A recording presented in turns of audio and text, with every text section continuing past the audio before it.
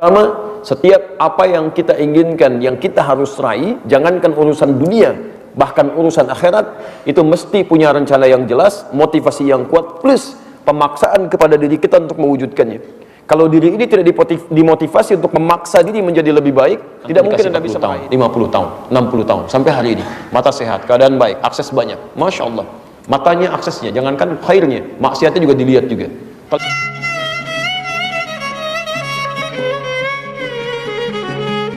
Bapak dan Ibu sekalian, kalimat-kalimat pengajaran yang dihadirkan dalam Al-Quran Al-Karim, baik kepada kita pribadi ataupun disampaikan kepada anak, ya, dalam menyampaikan apapun, memang kalimat pertamanya mesti dipaksakan, ya, mesti dipaksakan. Sesuatu yang belum dibiasakan itu harus dipaksakan, dimulai untuk memaksa diri kita untuk belajar, ya, dan dari situ nanti akan ada proses untuk dilalui, hadir kenikmatan. Dari kenikmatan itu nanti muncul motivasi-motivasi yang bisa berbeda, mulai muncul kenikmatan, mulai mencari keikhlasan, mulai mencari anugerah, walaupun setiap awalnya mesti memaksa diri kita untuk belajar. Jangankan anak-anak, Anda sekalipun ingin datang ke ta'lim ini mesti memaksa diri dulu, ya, minimal Anda harus menepikan kegiatan-kegiatan lain dulu. Mungkin ada hujan, mulai dari gerimis, mulai dari hujan cukup deras gitu kan, itu ujian. Ini menunjukkan bahwa pertama, setiap apa yang kita inginkan, yang kita harus raih, jangankan urusan dunia, bahkan urusan akhirat, itu mesti punya rencana yang jelas, motivasi yang kuat, plus pemaksaan kepada diri kita untuk mewujudkannya. Kalau diri ini tidak dimotivasi untuk memaksa diri menjadi lebih baik, tidak mungkin Anda bisa meraih itu. Anda kalau nggak paksa belajar supaya mendapatkan nilai yang bagus besok saat ujian, hanya urusan dunia, Anda nggak akan bisa raih itu. Ya, jadi konsep pertama, ketika ingin mendapatkan apapun, maka kita mesti memaksa diri kita dengan cara terbaik untuk mewujudkan itu. Hanya persoalannya bagaimana mendefinisikan dan kemudian melakukan proses pemaksaan ini dalam konteks tanda petik, ya, menjadi kalimat yang lebih baik, kemudian dengan praktek-praktek yang terbaik. Ya, jadi kalimatnya oleh para motivator diganti oleh para motivator, ya, dari kata pemaksaan menjadi kata motivasi yang kuat. Ya, tumbuhkan kekuatan, tumbuhkan manfaatnya, tumbuhkan manfaat-manfaat yang bisa didapatkan kalau kita bisa meraihnya. Itu sebetulnya pemaksaan juga pada diri kita, supaya kita bisa meraih itu. Nah, saya turunkan dulu fitrah dari Al-Quran ketika ingin meraih sesuatu, kemudian turunan-turunan untuk mendapatkan kenikmatan-kenikmatan yang diharapkan.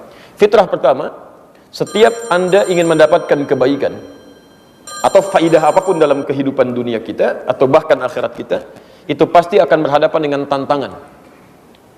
Saya ulang, pasti akan berhadapan dengan tantangan. Pertama, untuk menguji kesungguhan kita dalam meraih apa yang kita harapkan itu. Dan yang kedua, pelan-pelan, dari sisi pendekatan pandangan syariat, untuk menghadirkan pahala-pahala yang dijanjikan oleh Allah Subhanahu wa Ta'ala supaya bisa kita raih. Nanti tolong ingat betul, ya, pahala itu terletak bukan pada hasilnya, tapi pada prosesnya. Antum mulai dari berangkat ke ta'lim ini, kan gak dilihat hasilnya. Apakah yang dihafalkan sekian ayat, sekian hadis, sekian persoalan. Belum tentu semua materi yang saya sampaikan antum bisa tahu semuanya. Tapi yang dinilai oleh Allah, dari mulai kesiapan Anda mau berangkat, Masya Allah, dari mulai melangkahkan kaki, dari masuk ke masjidnya, dari sholat 2 rakaat tahiyatul masjidnya, dari mulai menyimaknya, itu Masya Allah, banyak ayat dan hadis bertebaran di sini. Karena itu, kita mulai kemudian keluarkan dulu turunan ayatnya, surah kedua Al-Baqarah, ayat 214, posisi paling kanan sebelah bawah. Baik. Satu, Quran, surah kedua, ayat 214. Di mushaf standar, posisi paling kanan sebelah bawah, sebelum ayat 215 yang terakhir. Ya. Kemudian, solusi mengatasinya, ini menarik nih. Ada di Quran, surah ketiga, surahnya naik satu tingkat, ayatnya 142, di Masya Allah. Yang 214, duanya diakhirkan ke belakang, kemudian urutannya jadi 142, posisinya paling kiri sebelah atas. Ini tantangannya, saya tidak mengatakan masalah, ya, karena psikologis manusia kalau disebutkan masalah, minimal malas untuk menghadapinya, dan jadi beban. Makanya setiap menghadapi persoalan-persoalan kehidupan, jadikan tantangan. Ujian untuk kita meningkatkan mutu kebaikan kita. Ada tantangan di sini. Di sini solusinya. Kemudian kaitan dengan Al-Quran. Tadi ada di Quran surah, misalnya perintahnya di Quran surah ke-54 Terkait menghafal ayat 17, ayat 22, ayat 32, ayat ke-40. Proses menghafalnya mengikuti contoh Nabi sallallahu alaihi wasallam di Quran surah 75 ayat 16 sampai dengan ayat 18. Cara meraih anugerah ini ada di Quran surah kedua ayat 282 di ujung ayatnya. Ya, posisi paling kiri sebelah bawah. Tadi yang saya sebutkan di balik tantangan ini ada pahalanya di Quran, di hadis, pakai hadis dulu. Riwayat Ibnu Majah saja, ini yang paling lengkap. Ada di redaksi di hadis Muslim, di At-Tirmidzi juga ada, tapi ini yang paling lengkap. Nomor hadis 233 dari sahabat Abu Darda.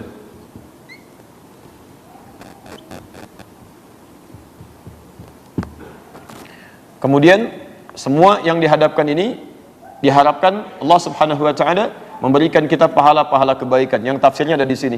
Ringkasannya ada di Quran, di Al-Quran surah ke-67 Al-Mulk ayat yang kedua.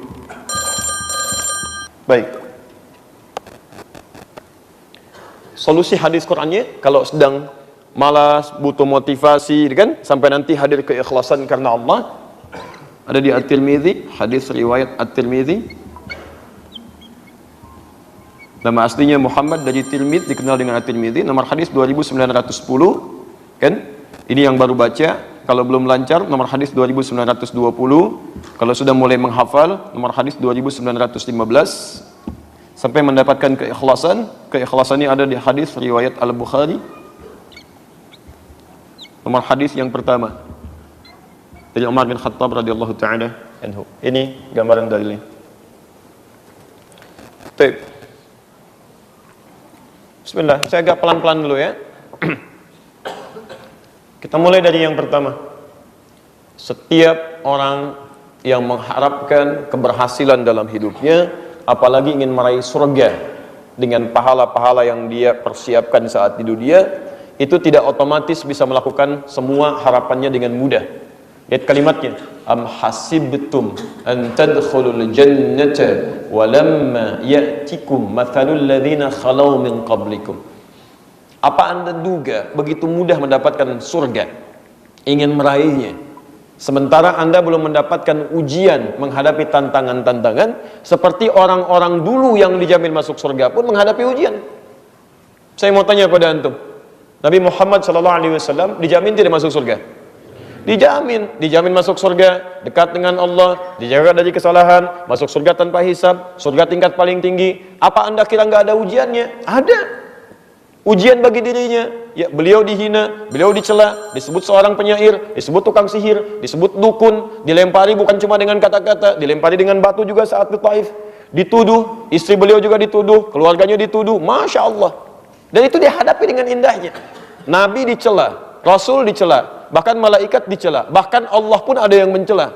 Anda Nabi bukan, Rasul bukan, malaikat bukan juga Allah, nggak mau dicela. La haula wala quwwata illa billah. Ya, harus kita melihat.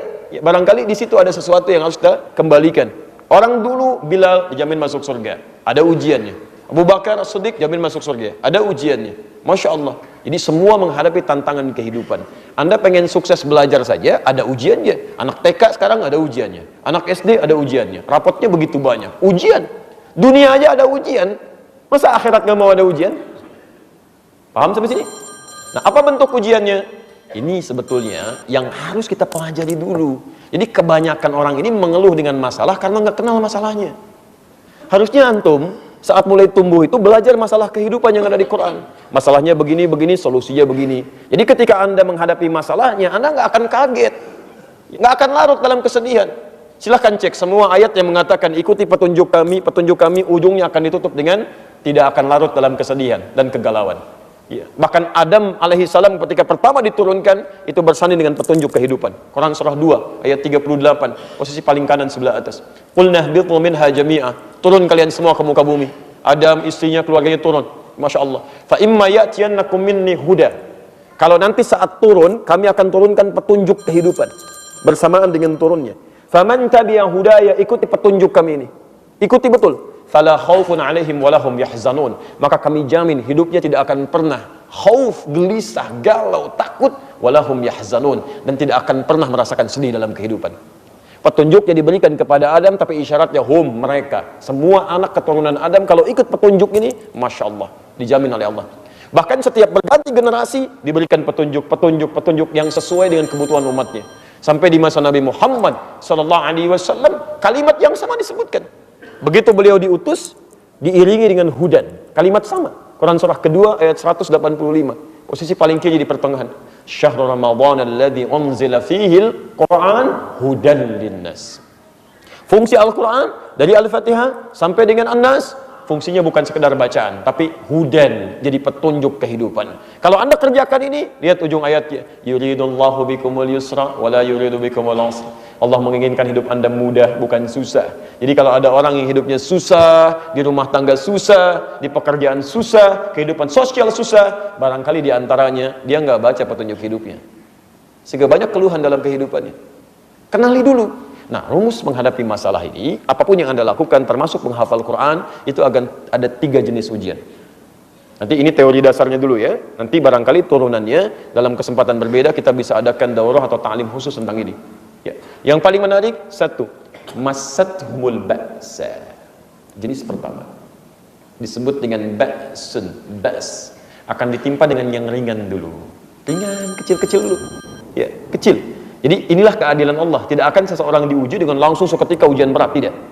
Kadarnya sesuai dengan kemampuannya. La yukallifullahu nafsan illa wus'aha. Allah tidak akan mungkin menitipkan satu ujian untuk meningkatkan kualitas hidup seseorang kecuali sesuai dengan kadar kemampuannya. Jadi ada ujian ringan dulu, ya. Penghafal Quran awal-awal nggak pernah menghafal, baru ujian mulai ringan-ringan dulu. Yang tadinya baca Al-Quran sekarang mulai baca Al-Quran. Dikasih dulu dengan motivasi, semangat, tiba-tiba muncul malas, tiba-tiba melihat Quran nggak biasa, tulisannya beda dengan yang biasa dia lihat. Al-Quran begini, Al-Quran begini, gitu kan? Tiba-tiba muncul ngantuk, gitu kan? Padahal baca Al-Quran 1 jam begini, baca Al-Quran 10 menit begini, gitu kan? Bosan sih enggak, cuman cepat ngantuk. Itulah Al-Quran indahnya. Bosan gak ada yang bosan. Antum pernah baca Al-Fatihah bosan? Padahal 17 kali dalam sehari. Kalau bukan firman Allah, mustahil ada yang bisa begitu. Mustahil itu. Silahkan baca karya terbaik manusia, gak usah banyak-banyak lah. Al-Quran 17 kali dalam sehari, karya manusia 3 kali dalam sehari. Baca terus selama sebulan, sehari 3 kali, sehari 3 kali. Demi Allah, paling 3 hari Anda tinggalkan tuh. Udah hatam saya, udah hafal, paling kesini Al-Fatihah, hatam, hafal, dibolak-balik juga Anda ngerti, paham betul, gak pernah tertukar. Cek buktinya, setelah Bismillahirrahmanirrahim apa? Alhamdulillahirrahmanirrahim. Setelah Ar-Rahmanirrahim, Maliki Yaumiddin. Sebelum Maliki Yaumiddin, Ar-Rahmanirrahim. Masya Allah, hafal itu bolak-balik. Pernah nggak bosan? Demi Allah saya katakan, belum pernah ada kertas masuk sampai hari ini, termasuk orang mengeluh datang mengatakan, Ustaz, saya bosan Ustaz. Kenapa? Baca Al-Fatihah. Masya Allah, nggak ada tuh sampai hari ini. Ini menunjukkan firman Allah luar biasa. Cuman kadang-kadang ketika mulai mau membaca, menghafal, datang kantuk. Itu masih ringan. Ya. Seperti Anda mau ta'lim, mau ke masjid, kalau belum terbiasa, itu dari mulai datang aja sudah mulai nggak enak perasaan. Karena belum terbiasa ke masjid, Masya Allah, gitu kan? Tayyib. Nah, biasanya sudah mulai terbiasa ngambil pojok-pojok belakang dulu, kan? Nanti kalau sudah terbiasa maju ke tengah sampai paling depan. Alhamdulillah. Itu awal-awal. Ya. Alhamdulillah baru bisa ke masjid. Nanti kalau sudah mulai rutin, diuji lagi, masih ringan juga, kasih gerimis dikit. Ayo, masih ke masjid nggak? Kalau nggak gerimis, jangankan kamu, yang lain juga bisa datang, kasih gerimis. Anda bisa lewat. Maka orang Arab mengatakan la ba'sa. Kata ba'sun bisa lewat la ba'sa, ini ringan. Bisa saya jalani. Jadi kalau antum tanya misalnya kaifa haluk, dia punya masalah sedikit, dia katakan la ba'as insyaallah. Enggak ada masalah. Saya bisa jalani. Diserap di dalam bahasa Indonesia labas. Lewat. La ba'sa, labas lewat. Ya, gerimis sedikit, turun, jalan, enggak ada masalah. Enggak usah pakai payung, jalan aja. Nah, kalau Anda belum lulus pada yang seperti ini, itu tandanya Anda belum lulus pada ujian yang kecil. Ya Allah, nggak ke masjid, gerimis dikit aja, Anda nggak ke masjid, Anda belum lulus. Maka Allah kemudian berikan petunjuk pada orang sekitarnya. Istrinya mulai mengingatkan, Pak, ke masjid, ayo siap-siap. Hujan mah, akan cuma gerimis dikit, takut riak. Oh, Masya Allah gitu kan. Kadang-kadang masih itu terjadi tawar-menawar, sampai kemudian nggak ada celah lagi untuk mengelak. Sediakan payung, kalau perlu mama anterin ya, itu macam-macam tuh. Jadi ketika ibu menghadapi situasi seperti itu, antum juga demikian, motivasi. Ya, jangan kemudian hadirkan kalimat-kalimat yang membuat dia turun, malah nggak mau ibadah. Ya, malah nggak mau ibadah. Oh iya benar hujan ya, nanti aja kalau hujannya reda. Cari dulu solusi. Kalau ada solusi yang bisa mendampingi itu lebih baik. Anak misalnya, ya sedang malas-malasnya, antum tanamkan motivasi. Dek, kalau Ade bisa menghafal Quran baik, silahkan lihat. Nih mama kasih tahu ya, ini orang paling hebat di dunia. Nih, silahkan cek. Dari mulai kalangan orang-orang soleh sampai ke zaman sahabat sampai ke Nabi. Ini ada Imam Asy-Syafi'i, Imam Al-Bukhari itu dia dulu waktu lahir, kemudian tumbuh, ditinggal ayahnya. Kemudian matanya buta, nggak bisa sembuh. Beliau menghafal Al-Quran. Ketika menghafal Al-Quran, kemudian menghafal, Masya Allah. Dalam proses menghafal itu, membacakan kemudian surah Qaf, ayat ke-22, tiba-tiba pandangannya dibuka oleh Allah. Bisa melihat lagi. Padahal, menurut dokter sudah nggak mungkin sembuh. Ah, masa sih mah? Kok gitu Ahmad? Si Ahmad aja nggak gitu? Itu si Ahmad, ini Imam Al-Bukhari. Dilihatin kitabnya, nih lihat baca di sini. Lihat, tunjukkan lagi Imam Asy-Syafi'i, tunjukkan lagi Imam Malik, sampai ke sahabat-sahabat yang saleh. Kalau sudah mendapatkan itu, nanti gabungkan lagi. Kadang-kadang suka ada alasan yang lain. Tapi dia nggak hafal Quran bisa pintar juga? Bukan. Pintar itu cukup dengan belajar. Tapi Quran memberikan keberkahan dalam pelajaran.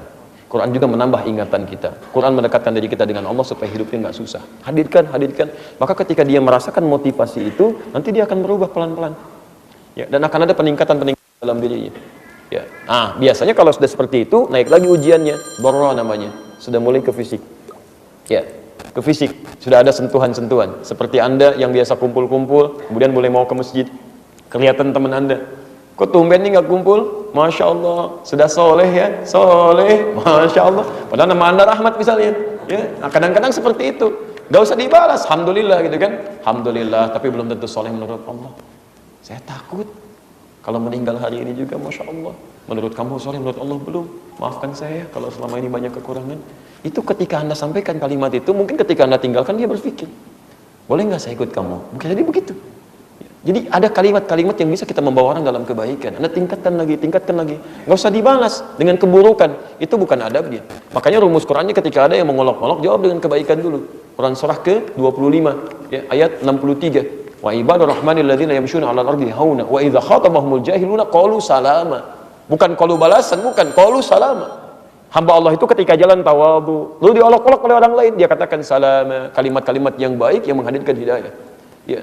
Waduh, Masya Allah, sok soleh sekarang, daripada kamu sok komen, udah, itu kalimat begitu gak akan menambah manfaat. Ya. Kemudian yang terakhir, baru di ujung, ada yang disebut dengan zilzal, wa zulzilu, hatta yaqula rasulu walladzina amanu ma'ahu mata nasrullah. Kalau tadi dharra masih fisik, kadang-kadang bukan gangguan orang, tapi mungkin ada gangguan finansial, gangguan di perjalanan. Kadang harus nyari guru sampai perjalanan jauh, tiba-tiba menemukan guru yang bagus, ya. Yang bagus itu yang ketat cara mengajarkannya kalau penghafal Quran. Bukan hanya memberikan kemudahan-kemudahan untuk menghafal, tapi Anda menghafal yang salah. Jangan menemukan yang seperti itu ya. Kalau bisa mengajar yang benar, kenapa ngajarin yang salah? Kasihan nanti. Saya sudah berhadapan dengan anak-anak itu, ya, Masya Allah, sebagian anak Allah karuniakan dilihat oleh kami beberapa hal, datang saya dengan istri, dilihat Masya Allah ada sekitar 30 anak, hafalannya banyak, udah 2 juz, 3 juz, 4 juz, 5 juz, tapi kami menangis karena menghafal yang salah gitu. Yang seperti ini nanti yang kasihan, waktunya habis untuk menghafal yang salah, begitu hafal ditahsin lagi, menghafal bisa 1 tahun, tahsinnya 3 tahun, 4 tahun, karena memulai dari awal. Kasihan waktunya habis, cari guru yang baik. Walaupun untuk menemukan yang baik itu perjuangan gak mudah. Kadang-kadang dharra, begitu datang sampai situ, jarak 30 kilo, udah naik angkot jalan-jalan, suruh dibaca. Iqra, baca. Ta'awud dulu. A'udzu billahi minasyaitonir rajim. Masya Allah. Cukup ya, besok kesini lagi. Mau datang lagi gak? Nah, di Timur Tengah kadang kami begitu, gak banyak-banyak tuh. Suruh ta'awud tuh, gitunya besok datang lagi gitu kan. Ya, ternyata kalau kita berprasangka baik kepada guru, ternyata di situ ingin mengecek lisan kita masalahnya di mana. Dilihat di huruf-hurufnya, oh dia hurufnya di sini. Lalu dibimbing nanti pertemuan berikutnya. Diminta diteruskan sampai ketika Anda benar 20 ayat pertama sabar, kesananya akan lebih mudah lagi. Anda sabar dalam 1 juz, kesananya bisa menghafal sendiri setelah paham gharib wal mushkilah, tinggal setoran. Tapi kalau Anda tidak sabar, Anda hafalkan silahkan. Jadi begitu baca 1 ayat, dicek lagi. Ayat dibenarkan lagi. Ujung-ujungnya muncul kebosanan, nggak mau menghafal lagi. Itu diantara taktik setan yang memalingkan kita dari kebaikan-kebaikan. Baik, yang terakhir zilzal. Zilzal itu ujian yang mengguncang kepada jiwa. Ya, kadang tiba-tiba misalnya dirundung satu persoalan yang membuat kita terhambat menghafal. Ada ujian kematian, ada ujian misalnya usaha mulai turun. Ya, ada godaan-godaan yang lain. Disitulah kemudian kekuatan kita diuji oleh Allah Subhanahu wa taala. Apa tujuannya? Untuk meningkatkan amalan soleh kita. 1, Dengan Anda terus konsisten menjalani ujian ini, maka pahala terus diberikan. Lihat bagaimana Allah memberikan pahala ya. Setiap Anda menjalani proses kebaikan-kebaikan tadi, maka tujuannya ini, liyabluwakum ayyukum ahsanu amala. Ya, huwallazi khalaqal mauta wal haya. Allah ciptakan semua aktivitas dalam kehidupan, bahkan kehidupan dan kematian, tujuannya untuk menguji yang hidup supaya meningkatkan amalan. Liyabluwakum ayyukum ahsanu amala. Ketika Anda terus ditingkatkan, terus jangan putus asa ya. Ada masalah tingkatkan lagi, tingkatkan lagi. Ketika Anda tingkatkan, ini pahalanya diberikan. Ini contoh untuk menuntut ilmu. Ya. Anda punya persoalan hujan sedikit, Anda bisa lewati. Itu dari mulai siap-siapnya disiapkan pahalanya. Dari mulai berjalannya disiapkan pahalanya. Bahkan hujan yang menetes kepada Anda, setiap kalimat, setiap basahnya, setiap jalannya, itu akan jadi saksi bagi Anda di akhirat bahwa Anda pernah melewati mereka. Akan bersaksi, jangan dikira nggak bicara. Bersaksi, ayatnya turun kok jelas. Idza zulzilatil ardu zilzalaha wa akhrajatil ardu afqalaha wa qala al insanu ma lah. Ayat keempat, yauma idzin tuhadditsu akhbaraha. Pada saat itu semua yang di kandung bumi akan bicara kepada Allah dengan izin Allah, akan menyampaikan bahwa apa yang pernah kita lakukan di situ. Kalau antum pernah mengerjakan maksiat di satu tempat, maka bendanya semua akan bicara. Ya Allah, saya jadi saksi si fulan menggunakan saya untuk bermaksiat kepadamu. Tapi kalau Anda menggunakan semua elemen kehidupan kita dalam kebaikan, maka semua akan bicara. Ya Allah, saya motor bersaksi dipegang oleh si fulan, dia menerobos hujan ya Allah untuk bisa mendapatkan bagian dari ajaranmu ya Rabbal Alamin. Hujannya kemudian berkata, ya Allah, saya bersaksi, saya yang menetesi dia ya Allah, saya yang menjadikan dia basah ya Allah. Kemudian jaketnya bicara, ya, kemudian segalanya bicara dan menyampaikan kepada Allah Subhanahu wa taala sebagai bukti kebaikan-kebaikan yang pernah kita kerjakan. Sedangkan mulut Anda dikunci, al-yauma nakhtimu ala afwahihim. Mulutnya dikunci, itu semua akan bicara. Jadi kalau Anda paham dengan persoalan ini, paham dengan pahalanya, justru semangat akan semakin meningkat 2 kali lipat. Bukan mundur. Kapan lagi saya akan disaksikan oleh hujan? Alhamdulillah Allah turunkan hujan saat ini. Mudah-mudahan basahnya saya, ya sebagian kena payungnya, kena macam-macamnya disaksi di akhirat nanti. Kemarin cuma sandalnya, sekarang dengan payungnya. Alhamdulillah. Masya Allah. Kalau payung sudah jadi saksi, sandal jadi saksi, baju Anda jadi saksi, apalagi yang kurang bagi Anda? Jelas ya? Jadi ini poinnya, tingkatkan ini. Apalagi penghafal Quran ini, setiap hurufnya 10 kebaikan. Setiap huruf. Baru baca tuh, man qara'a harfan min kitabillah falahu asyru hasanat. Siapa yang baca satu huruf dari kitabullah dapat 10 kebaikan. Itu baru baca, belum menghafal. Sedangkan penghafal Quran itu mustahil membaca satu huruf, pasti mengulang-ulang. Pembaca saja nggak akan ada yang baca satu huruf. Saya belum pernah temukan orang baca Quran satu huruf kemudian selesai. Nun, udah dulu nggak ada, pasti dia lanjutin. Bismillahirrahmanirrahim, saya sudah 19 huruf, itu baru baca, apalagi penghafal Quran. Alif lam mim, dzalikal kitabu dzalikal kitabu dzalikal kitab, la raiba fi la raiba fi la raiba fi hudan lil muttaqin, dzalikal kitabu dzalikal kitabu la raiba fi hudan lil muttaqin. Lihat lagi, dzalikal kitabu la raiba fi hudan lil muttaqin. Berapa kali Anda mengulang? Berapa pahalanya? Keluarkan itu, tuliskan. Kalau sedang malas-malas, bagaimana kalau diwafatkan pahala saya kurang? Baca Quran lagi, hafalkan lagi. Ya, jangan menyerah. Aduh, kalau saya bagaimana ya? Ngulangnya kok lambat, beda dengan yang tadi. Ya. Dzalikal kitabu la raiba dzalika. Susah. Ketika Anda kesulitan mengeja pun, Nabi sudah menawarkan pahala lebih. Hadisnya riwayat At-Tirmidzi nomor hadis 2920. Walladzi yatata'tar huwa syaqqun 'alaihi, dan orang yang terbata-bata dan berat mengucapkan hurufnya, falahu ajran. Bahkan dia mendapatkan pahala 2 kali lipat orang yang lancar. Pahala pertama untuk bacaannya, pahala kedua untuk kesungguhannya untuk belajar. Masya Allah. Kalau gitu besok saya nggak lancar aja lah, supaya 2 kali lipat. Tidak begitu juga, rugi Anda. Ya, tidak banyak mengulang.